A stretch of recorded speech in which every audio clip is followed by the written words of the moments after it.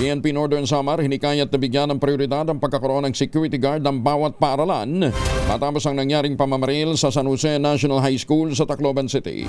Detalye ng balita mula kay Jane Galit Bantayan, RH34, Jane Maybuntag.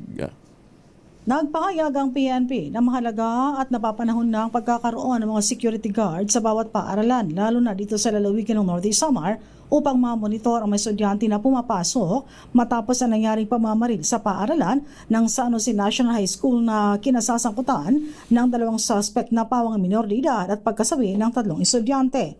Iminungkahi ni Police Lieutenant Colonel Harris Ribato ng Northeast Samar Police Provincial Office na pagplanuhan ng paaralan ang pagkakaroon ng security guard para sa safety ng mga mag-aaral.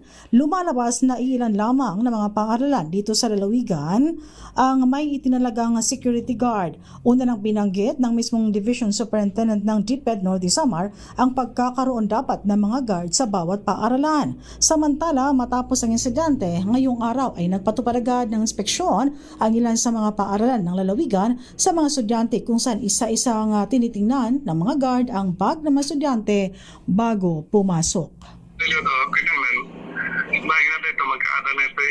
Meeting with the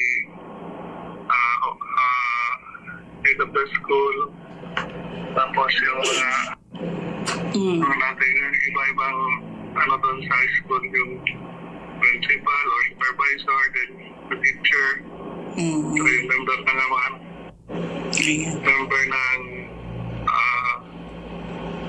yung general PTE nila, they should provide security sa mga school para sa mga student.